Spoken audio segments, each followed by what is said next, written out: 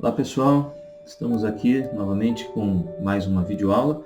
Nós vamos falar sobre o livro de Jó, ok? Jó, como outros livros do Antigo Testamento, recebe o nome do seu principal personagem, que é um homem chamado Jó. Esse nome Jó, né, ele pode ser derivado de uma palavra hebraica que significa perseguição, ou de uma palavra de origem árabe que significa arrepender-se. Designando assim, né, que seria o nome O Arrependido, né, o nome do livro. Não se sabe ao certo, né, a origem do nome dele. Os escritores do Novo Testamento citam Jó duas vezes, então ele aparece em Romanos e em 1 Coríntios, mas ele também é citado em Ezequiel e também é mencionado em Tiago 5,11, né, falando a respeito de Jó e citações do livro de Jó, textos, partes do livro de Jó. É um livro muito antigo. A tradição do Talmud sugere que talvez Moisés tenha sido o autor, né, o escritor dessa história de Jó, porque a terra de Uz, né, mencionada no capítulo 1, verso 1 de Jó, ficava próxima de Midian, onde Moisés, viveu por 40 anos. Então, existe aí, né, alguma possibilidade de Moisés ter sido o escritor humano desse livro. Os acontecimentos, né, de Jó e o contexto ali que aparece na história de Jó insinuam que ele tenha origens patriarcais, ali da época de Abraão, né, da mesma era ali dos patriarcas, né, Abraão, Isaac e Jacó. Nós podemos ver, né, que Jó ele conhecia a história de Adão e do dilúvio de Noé, lá no capítulo 31 e no capítulo 12. Então talvez ele possa ser até mesmo ter vivido na época do dilúvio, antediluviano, ou antes ou logo após o dilúvio. É muito incerto, mas é certo que o livro de Jó é o mais antigo. Tá? É o mais antigo escrito antes mesmo de Gênesis, né, do Pentateuco. É um livro escrito em prosa e poesia. Ele tem um trecho de prosa, um trecho de poesia e outro trecho de prosa. A poesia, a linguagem poética, né, no hebraico antigo é muito diferente da portuguesa, da língua portuguesa. Com as traduções, não dá para a gente perceber, né, numa leitura que se trata de uma poesia. Né? Normalmente é difícil a gente perceber, né, lendo no português, que se trata de uma linguagem poética. Mas no hebraico ela adquire uma linguagem poética. Tá? A métrica da poesia hebraica é bem diferente da nossa, mas ele foi escrito uma linguagem poética, prosa, poesia e prosa. Termina com prosa, e começa com prosa, e o meio, né, o recheio do livro é poesia. Então o livro ele começa com uma cena no céu. É muito interessante, né, porque começa falando ali, mostrando os bastidores do mundo espiritual, né, mostrando os céus, né, o que está acontecendo ali. E nós, os leitores, sabemos do que se passa no céu, porém, os personagens não sabem, em momento algum ficam sabendo. E é muito interessante isso, né? É possível perceber isso na narrativa do livro. Os personagens não sabem em momento algum o que se passou nos bastidores dos céus, né, no mundo espiritual, mas nós sabemos, então nós temos uma outra perspectiva, tá, da história. Jó, ele está sofrendo, ele recebe muito sofrimento sobre a sua vida, e tudo isso começa no céu, começa em um diálogo ali entre Deus e Satanás, que aparece no meio dos anjos do Senhor. Deus, ele defende a confiança dele no seu servo Jó. Isso é uma mensagem dominante no livro. Deus confia plenamente na fidelidade de Jó a ele, no coração de Jó. Deus conhece Jó e permite que Satanás toque na vida de Jó, na família de Jó, trazendo muito sofrimento sobre Jó. Não há nenhuma explicação racional, nem teológica para a dor e o sofrimento. Nós não vamos encontrar isso no livro. É um livro que trata sobre dor, trata sobre sofrimento, mas não há uma explicação racional e teológica. Há apenas a mensagem do quê? Confiança em Deus. Deus, ele confia em Jó e espera que Jó confie nele, né? Naquilo que está acontecendo na sua vida, que a confiança de Jó esteja depositada em Deus, do mesmo jeito que a confiança de Deus está depositada em Jó. Deus permite o sofrimento vir sobre Jó, porque conhece o coração de Jó e espera que Jó confie em Deus. Jó tem muitos questionamentos durante esse livro, mas no fim nós vemos claramente que a confiança dele está no Senhor. E Deus, no final de tudo, recompensa Jó. Quem é Jó, né? Vamos ver um resumo de algumas coisas da vida de Jó antes do sofrimento vir sobre ele. Primeiro, Jó é um homem espiritualmente maduro. Vemos isso muito claro no capítulo 1 e no capítulo 2. No capítulo 1, principalmente, do verso 1 ao 8, depois no capítulo 2, verso 3. Ele é pai de muitos filhos, ele tem uma família numerosa. Isso fica claro no verso 2 do capítulo 1 e também no capítulo 42. Ele é um homem muito rico, proprietário de muitos rebanhos, né? Tudo no capítulo 1 também vemos isso. Depois, no final do livro, Deus restitui tudo a ele, dobrado, então ele fica ainda mais rico. É um homem muito influente, tá? Então, ele é um fazendeiro, ele é um homem influente, pai de muitos filhos, um homem maduro. Ele é um verdadeiro sacerdote para sua família, ele cultua a Deus pela sua família, intercede pelos seus filhos, né? É um marido sábio e amável, capítulo 2, verso 9, nós podemos ver isso. Um homem de proeminência nas questões da sua própria comunidade, então ele é um homem que é consultado, né, no meio onde ele vive, tem autoridade ali, isso no capítulo 29 aparece. É um homem benevolente, capítulo 29 e 31, nós conseguimos entender, ver isso, essa qualidade em Jó.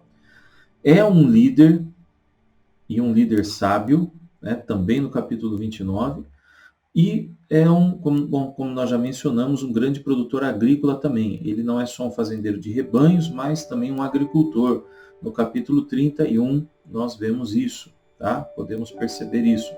Então esse é um resumo da vida de Jó, quem ele era. Um empresário, um fazendeiro, um líder, um homem influente na sociedade, bom marido, bom pai, sacerdote, um homem temente a Deus e espiritualmente maduro. Então, os principais personagens que vemos em Jó é o próprio Jó, como já falamos. Elifaz de Temã é um amigo de Jó. Ele acreditava que Jó estava sofrendo por causa de pecado. Bildade de Suã, outro amigo de Jó, que acreditava que Jó não havia se arrependido, por isso estava sofrendo. Então não era a questão do pecado em si, mas a falta de arrependimento sobre o pecado. Zofar de Naamate, um terceiro amigo de Jó, que acreditava que Jó merecia sofrer mais por causa do seu pecado. Então, os três amigos de Jó acreditavam que o sofrimento tinha pecado envolvido, né? Um era por falta de arrependimento, o outro era pelo pecado em si, o outro ainda pior, achava que ele estava sofrendo pouco, precisava sofrer mais. E Eliú, né, de Bus, que se indignou com os outros três amigos e acreditava que Jó estava usando sofrimento, que Deus estava usando o sofrimento para mudar o caráter de Jó, o que não era o caso também. Apesar de que o sofrimento muitas vezes sim serve para mudar o caráter, né? Nós já vimos, Deus exerce juízo sobre seu povo para tratar o coração do povo, para mudar o caráter. Então, ele estava correto nesse pensamento, né? Eliú estava correto em pensar dessa forma, mas não com relação a Jó, porque o caráter de Jó não precisava ser mudado, né? Porque Deus confiava no caráter de Jó. E Deus deixa claro que não era nenhuma dessas questões, né, que estava envolvido o sofrimento de Jó. Deus deixa muito claro que todos esses amigos de Jó estavam errados. No final, nós vamos ver isso. No final do livro, nós vemos isso claramente. Nós precisamos ver, diante dessa disputa, né, dessa questão com relação a Jó, né, Satanás jogando para Deus, né, que Jó ia sim trair Deus, que Jó ia sim se voltar contra Deus, né, que Jó estava sendo fiel e adorando a Deus, e era um homem tão nobre, né, ao ponto de chamar a atenção de Deus para as suas qualidades, para as suas características, por causa de bens materiais, por causa da família, por causa de uma série de coisas, que se tirasse tudo aquilo, Jó negaria a Deus. Jó iria se voltar contra Deus. E os amigos de Jó tinham pensamentos parecidos. Então nós temos aqui duas questões, né, muito claras, né, a teologia de Satanás e a teologia dos amigos de Jó. Veja bem, Satanás, ele diz para Deus que Jó era fiel a Deus porque Deus abençoava Jó de várias maneiras. E os amigos de Jó também pensavam de uma certa forma assim, né? Que se Deus estivesse abençoando Jó, era sinal de que Jó era fiel. Então eles pensavam que se Jó está sofrendo, é porque tem algo errado, é porque ele está em pecado. Ele não é fiel a Deus. Não é completamente fiel a Deus, não é totalmente justo. Satanás estava lançando esses mesmos questionamentos sobre Jó, né? Que Jó era fiel porque Deus abençoava Jó. Que se não fosse abençoado, ele trairia Deus, ele se voltaria contra Deus, se rebelaria. E a mesma coisa ao contrário, se Jó for fiel, então ele é abençoado, né? Ele é fiel porque ele é abençoado, e ele é abençoado, né, porque ele é fiel. E ele é fiel, então ele recebe bênçãos. Essas duas coisas, né? Outra coisa, né? Se Jó não fosse abençoado, né, então ele seria infiel. Então Satanás está aqui acusando Deus também nessa relação, não apenas Jó, mas também o próprio Deus, de barganha, né, de uma espécie de suborno para com os seus seguidores, para com os seus adoradores, para com os seus servos, para com os seus filhos. Jó, ele é exaltado por Deus pela sua retidão, né, sendo comparado em Ezequiel 14 a Noé e Davi, né, e pela sua perseverança espiritual em Tiago capítulo 5, por ele ter continuado firme adorando a Deus, com seu coração voltado para Deus, mesmo com todo o sofrimento que veio sobre ele. Os acontecimentos e os sofrimentos de Jó, eles apresentam algumas questões muito importantes para a fé cristã que nós precisamos observar. Né? A questão de por que servir a Deus, né? Por que Jó serve a Deus? E por que o justo sofre? Uma das questões talvez mais feitas, mais debatidas, né? A questão do sofrimento do justo. A questão é que Deus não responde nada disso ali. Ele não responde. Ele não responde por que o sofrimento, por que o justo sofre, né? Por que há sofrimento sobre as pessoas, sobre a humanidade e especificamente sobre o justo. Porque o sofrimento sobre os pecadores, nós entendemos, por causa do pecado, Deus não planejou isso. Mas e o justo? E aquele que se arrependeu de seus pecados e voltou para Deus? E a questão é que nós não temos resposta sobre isso aqui. Deus não responde. Jó, ele nunca entendeu as razões do seu sofrimento, e tampouco seus amigos entenderam. O justo sofredor, ele aparenta, né, não tomar nenhum conhecimento sobre o que está acontecendo nos céus. Nós vemos isso do início ao fim, sobre as questões entre Deus e Satanás, né, sobre a prova que estava vindo sobre Jó, né, a prova por Deus confiar absolutamente em Jó, que veio sobre ele. Ele não entende, ele não recebe essas respostas. É muito parecido nesse caso com Abacuque. Abacuque está questionando também com relação ao sofrimento do povo de Deus. Deus não responde, mas Abacuque entende no final que a sua confiança tem que estar no Senhor, independente do que possa estar acontecendo à sua volta, ao seu próprio povo, a ele mesmo, à sua nação. A questão é permanecer confiando no Senhor. Mas nós vemos algo muito interessante aqui, que é o questionamento. Jó questiona Deus sobre seu sofrimento por 16 vezes. 16 vezes. Mas ele nunca deixa de confiar em Deus. Ele questiona, mas mantém a sua fé firme. São questionamentos que não implicam numa falta de fé. São questionamentos que não implicam numa fé abalada. E Deus não responde a ele. E mesmo assim, a sua fé não se abala. Então não há nenhum problema em questionar a Deus. Deus não tem nenhum problema em ser questionado também. A questão é que nós temos que saber aonde está a nossa fé. Isso é o ponto crucial. Saber onde está a nossa fé, onde a nossa fé está firmada. Se ela está firmada na pessoa de Deus, em quem Ele é de fato, ou nas obras de Deus. A fé de Jó estava firmada na pessoa de Deus, em quem Deus é, e não no que Deus fazia ou podia fazer. Por isso ele questiona a Deus para tentar compreender o que está se passando. Deus não responde, mas a fé dele não se abala em nenhum momento. Então é possível questionar Deus sem ter sua fé abalada. E o questionamento vir no nosso coração, na nossa mente, não significa que estamos descrendo. Parece que nós temos uma falsa questão de que quando questionamos, estamos desacreditando. Não é necessariamente assim. Não precisa ser assim. Tá? Aparece para nós que a nossa fé está balançando.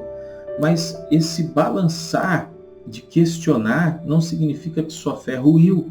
Não significa que sua fé deixou de estar firmada, desde que ela esteja firmada na pessoa de Deus. Quando finalmente Jó é confrontado por Deus, Deus vem e questiona ele. Jó se cala. Deus questiona Jó por 70 vezes. Jó questionou Deus 16 vezes. Deus lança 70 questões sobre Jó, com perguntas que Jó não podia responder, porque não tinha resposta, e ele nem sequer tenta responder, porque eram perguntas relacionadas à grandeza e à glória de Deus. Grandes demais para a compreensão de Jó. Grandes demais para a compreensão de qualquer ser humano. Então Jó se dá conta de que ele não tem respostas para nada daquilo. E como é que ele esperava então respostas para as questões que ele estava lançando sobre Deus? Deus não precisa responder. E talvez Jó não pudesse compreender a resposta, e Jó entende isso e se cala. Então, a silenciosa resposta de Jó a Deus mostra a importância de confiar nos propósitos de Deus, em quem Deus é em meio às provações. Isso Jó entendeu muito bem. Então, o sofrimento, como qualquer outras questões humanas, ele continua sendo dirigido, governado pela sabedoria e soberania de Deus. Como tudo mais, o sofrimento está debaixo da soberania de Deus, do governo de Deus. E a lição que fica para nós desse livro é que ninguém jamais pode compreender o verdadeiro motivo do sofrimento, do seu próprio sofrimento ou do sofrimento humano. Nunca vamos compreender profundamente os reais motivos. Mas, acima de tudo, devemos e podemos confiar na soberania de Deus em meio a todas as questões humanas. C.S. Lewis, ele diz em uma das suas frases mais célebres: a dor é o megafone de Deus para despertar o humano adormecido, o ser humano adormecido. Deus usa a dor para nos despertar para quem Ele é, para a sua soberania, para a sua grandeza. Muitas vezes precisamos desse despertar, e Ele precisa lançar essa dor sobre nós. Não significa de forma alguma que Ele se alegra com isso, jamais. É muito claro em Jeremias e Ezequiel que Ele sofre com o sofrimento humano, por isso ele se identificou conosco, vindo ele mesmo ser o servo sofredor em Cristo Jesus, sofrendo com nós, sofrendo a nossa dor, mostrando que ele se identifica conosco nisso. Então esse livro, nós podemos ver também alguns outros temas menores nele que é interessante abordar, além desse grandioso tema do sofrimento, que é Deus provando o caráter de Jó. Deus, então, ele prova o caráter dos seus fiéis, né, dos seus filhos, e provando isso para Satanás, ali no caso, para todos os demônios, para todo o mundo espiritual e para toda a humanidade. Então, ele prova o caráter, ele prova o nosso caráter. Outra, as acusações, né, feitas por Satanás, que duvidou de Deus com relação à retidão de Jó, e isso também é uma das razões para essa aprovação. Satanás acusa, né, um justo de ser fiel a Deus por causa de outras motivações, de motivações erradas, por causa de bênçãos e tudo mais, e Deus prova que não era isso. Né? Outros temas, outra questão, Satanás, ele quer provar que Jó não servia a Deus pela motivação correta, por isso todo o relacionamento entre ele e Deus era uma farsa. Então ele quer provar, né, e ele quer desmerecer o relacionamento dos filhos de Deus com o seu Deus, mostrando que são relações falsas, são relações interesseiras, né, com segundas intenções, vamos dizer assim, e Deus prova que não é, e ele prova hoje, né, que o verdadeiro filho dele, o verdadeiro servo, o verdadeiro fiel, ele serve a Deus com o coração correto. E Deus, ele tem essa certeza, né, com relação a Jó, por isso permite isso vir sobre Jó. Satanás acha que ele era capaz de destruir a fé de Jó em Deus, trazendo todo aquele sofrimento, mas Deus mostra que a fé verdadeira não pode ser abalada dessa forma, e que mesmo os questionamentos de Jó não significavam que sua fé estava abalada. Um outro tema que muitas vezes é levantado é que essas discussões no céu entre Deus e Satanás para provar propósitos divinos demonstram misericórdia e falta de misericórdia e falta de compaixão de Deus. Isso não é verdade. Isso não é real, de modo algum. Né? Tiago, capítulo 5, verso 11, falando de Jó, diz, né, vocês ouviram falar sobre a perseverança de Jó e viram o fim que o Senhor lhe proporcionou. O Senhor é cheio de compaixão e misericórdia. Então não é verdade, é o contrário. Né? Prova exatamente o contrário. O final do livro de Jó, capítulo 42, mostra que Deus, ele abençoa Jó muito mais do que antes. Então que esses propósitos divinos, né, da prova de Jó não demonstravam de forma alguma falta de misericórdia e de compaixão, muito pelo contrário. Havia muito amor envolvido ali, da parte de Deus para com Jó. E Jó mesmo diz, aceitaremos o bem dado por Deus e não o mal, né? No capítulo 2, verso 10. Então, Deus mostra sim compaixão e misericórdia e amor e abençoa Jó muito mais do que antes e mostra extrema confiança em Jó. O servo de Deus, ele não nega que está sofrendo em momento nenhum, mas ele nega que o seu sofrimento é resultado do pecado. Ele também não compreende por que ele está sofrendo, mas com o coração voltado à adoração, Jó continua firme em sua confiança em Deus. E ele aprende com esse conflito todo a verdadeira adoração no Senhor. Então, no final de tudo, Deus cobre Jó de muito mais bênção do que ele podia imaginar, e Jó ganha um conhecimento ainda mais profundo em Deus, porque ele declara, antes eu te conhecia de ouvir, agora os meus olhos te veem. Então há um crescimento muito grande, uma bênção muito grande em toda essa questão do sofrimento de Jó. E Jó sai vitorioso, e Deus sai vitorioso, como sempre. Né? É impossível que Deus perca. E Satanás, mais uma vez, perde e sai humilhado.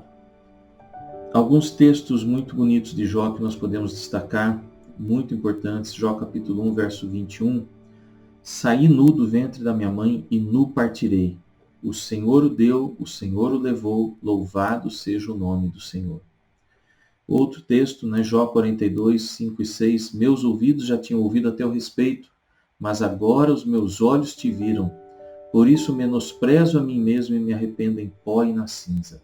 Jó 19, 25 e 26. Porque eu sei que o meu Redentor vive e que por fim se levantará sobre a terra e depois de consumida a minha pele, contudo ainda em minha carne verei a Deus. Jó está aqui revelando o Redentor, o Messias. A fé de Jó estava sobre o Messias, sobre a vinda do Messias. Por isso a fé dele não foi abalada, porque estava firmada em Cristo, no Messias que viria. E é nele que a nossa fé sempre tem que estar firmada, em Cristo, e que ele voltará para nos buscar. Amém? A principal doutrina, então, que nós aprendemos é a fidelidade a Deus em meio ao sofrimento, em meio a qualquer circunstância.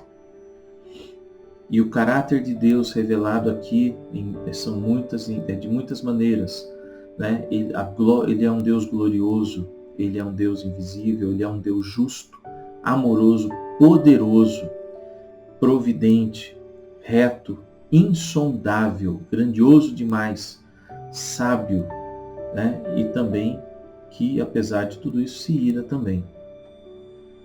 Nós vemos Cristo em Jó, quando Jó revelou ali o Redentor, e no texto em que nós lemos, e vemos também Cristo em Jó, Cristo se identificando com o sofrimento de Jó e com o sofrimento da humanidade, vindo como servo sofredor.